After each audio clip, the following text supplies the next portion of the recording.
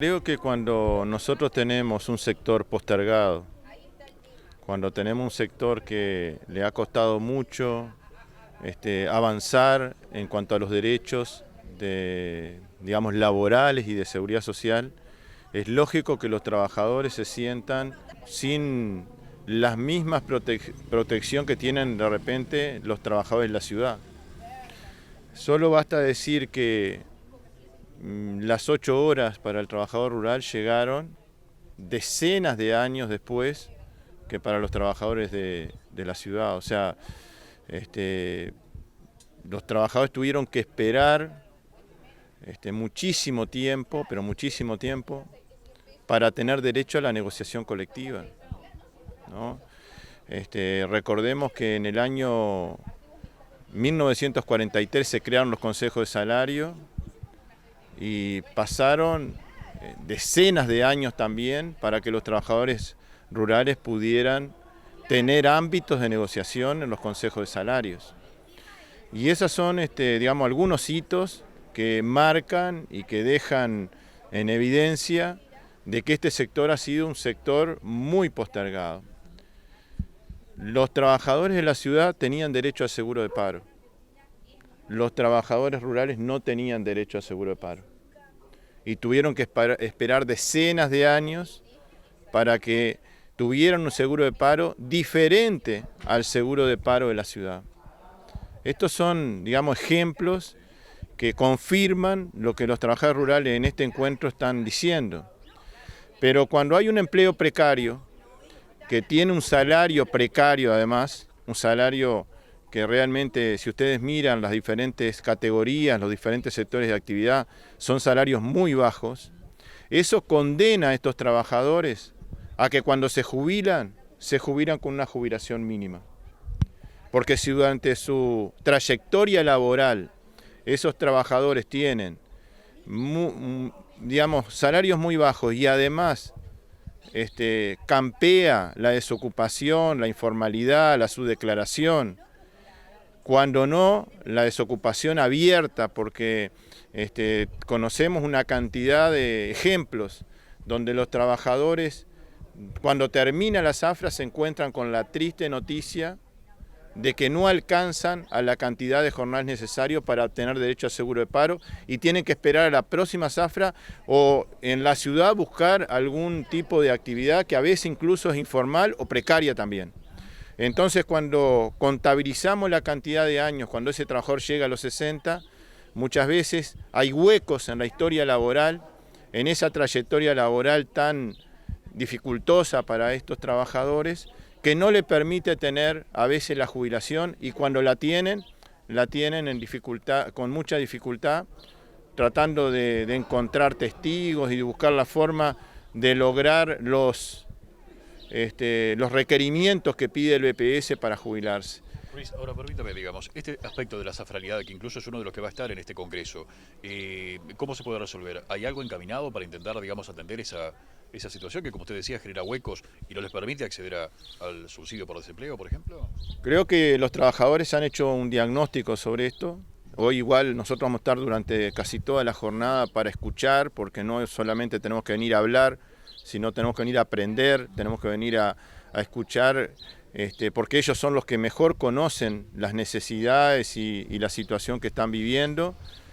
Pero en ese diagnóstico lo que hay es que los avances tecnológicos e incluso los cambios climáticos hacen de que las zafras que hoy conocemos en cuanto a la cantidad de días sean menor, inclusive a las de hace algunos años, sobre todo por la introducción de la tecnología también y de otras técnicas a partir del desarrollo de la ciencia. En el diagnóstico es a veces fácil decir que hay una realidad que hay que atender. Ahora, esa realidad no se tiene que adaptar a las normas se tienen que adaptar a la realidad. Por lo tanto, el Poder Ejecutivo, el Parlamento, tiene que ser conteste de este diagnóstico y tratar de buscar esas adaptaciones, esas flexibilidades que se necesitan para que estos trabajadores puedan acceder en mejores condiciones, por ejemplo, a la seguridad social.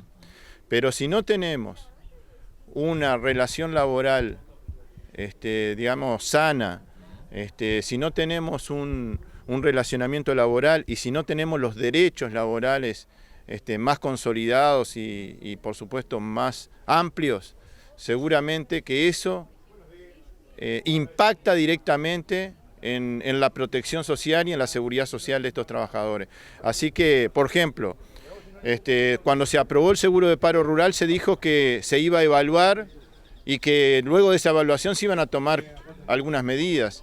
Y bueno, eso no ha ocurrido. Y los trabajadores, muchos trabajadores rurales con ese sistema de seguro de paro no logran tener el derecho a esa prestación.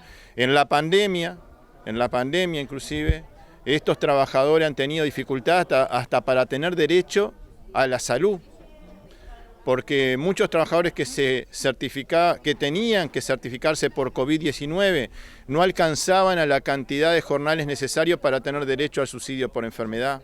Entonces, nos parece importante que este tipo de cosas se discutan con las autoridades.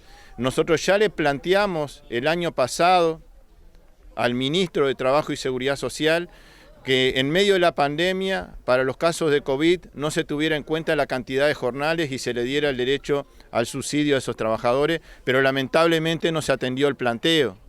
Planteamos también de que había que discutir otras flexibilidades también para que la seguridad social llegue realmente a estos trabajadores. Bueno, ahora en los próximos días vamos a tener una reunión con el ministro por otros temas y seguramente vamos a estar conversando de alguna de las conclusiones que surja de este encuentro. Cuando logramos un convenio, cuando logramos una ley, a veces nos cuesta una enormidad, porque esos logros llegan después de mucha lucha, después de muchos sacrificios, de muchas negociaciones, y cuando llegan, que logramos firmar ese convenio o que logramos que se apruebe una ley,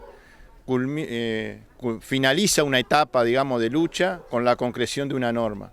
Pero lo más difícil a veces, más difícil que lograr esa conquista, es hacerla aplicar. Porque nosotros los trabajadores sabemos muy bien de que muchas veces hay conflictos reclamando que se cumpla con la ley. Muchas veces hay conflictos para que le paguen los salarios a los trabajadores, para que le paguen las horas extras, y eso está por ley. Imagínense en lo que pasa en el sector rural con el cumplimiento de las 8 horas. Creemos que es un tema de que, si bien hay una norma que le da a los trabajadores rurales, después de mucho tiempo, el derecho a tener un régimen horario de una jornada diaria, lamentablemente todavía hay que trabajar mucho para que eso se cumpla. Y esto tiene que ver con fortalecer la organización sindical, porque cuando miramos las violaciones a los derechos de los trabajadores y empezamos a analizar por qué es que ocurre eso, en la mayoría de los casos donde hay más violaciones a los derechos de los trabajadores es donde no hay sindicato. Independientemente de lo otro que también es importante, que es la fiscalización, el control por parte del Ministerio de Trabajo y por parte de otras instituciones del Estado, el sindicato juega un papel fundamental en la defensa de los derechos. Y convengamos de que lamentablemente, por diferentes razones, pero entre otras cosas por la persecución sindical, muchas veces en el sector rural es muy difícil organizar a los trabajadores. Entonces, creemos que es cierto, hay una ley que estableció las 8 horas, pero hay que hacer cumplir esa ley. Y los que a veces no tienen voluntad de que se cumplan esas leyes son los empresarios que se aprovechan a veces o de la necesidad de la gente o de la falta de organización sindical en muchos centros de trabajo. ¿Y el Ministerio de Trabajo no tiene herramientas como para sancionar? ¿No tiene herramientas? Porque a veces al trabajador es muy difícil reclamar cuando son dos personas en un establecimiento rural que están trabajando y la minoría siempre tiende a perder. ¿Ahí no podría interceder el Ministerio como para fiscalizar y sancionar a esos empresarios que abusan del trabajador? Claro que sí, pero también por la experiencia que tenemos y por lo que hemos escuchado de los propios trabajadores, muchas veces cuando el Ministerio de Trabajo tiene que ir, por ejemplo, a un establecimiento rural, ya cuando abre la tranquera, cuando alguien le abre la tranquera, le avisa al empresario que está el Ministerio de Trabajo por entrar al establecimiento. Y cuando llega al Ministerio de Trabajo, resulta que la gente que está en forma irregular o directamente no encuentra trabajadores en ese lugar. Eso nosotros lo hemos escuchado de los propios trabajadores, pero digo, en las chacras, yo soy de Paysandú, nosotros intentamos organizar desde el plenario intersindical de Paysandú a los trabajadores del Citru hace muchos años, ahora tienen una organización que tiene que mejorar, que se tiene que fortalecer, pero en aquel momento, en la década de los 90, era mucho más difícil. Y resulta que cuando íbamos con el Ministerio de Trabajo, a la gente la escondían, la llevaban para dentro del monte, para que no encontraran a esos trabajadores que estaban trabajando en forma irregular. Y fue muy difícil organizar a los trabajadores y fue muy difícil para encontrar, digamos, esas irregularidades, porque el Ministerio de Trabajo tiene herramientas para sancionar a los que no cumplen. El tema es que muchas veces las dificultades, porque no es lo mismo que entrar a una fábrica, que entrar a una estancia o entrar a una chacra a hacer una inspección. Esto tiene que ver también con que la pandemia, que ha justificado muchas cosas, también ha dificultado el tema de la fiscalización, porque bueno, todas las actividades presenciales se fueron resintiendo durante la pandemia. Esperemos que ahora que se levantó la emergencia sanitaria, el Ministerio tenga un rol más activo para poder inspeccionar de oficio, sin necesidad de inspecciones, a esos trabajadores. Pero hay señales en los últimos tiempos que no son buenas. Por ejemplo, el Banco de Previsión Social hasta agosto del 2020, cuando hacía una inspección, comparaba lo que ese trabajador estaba cobrando con lo que decía el convenio colectivo.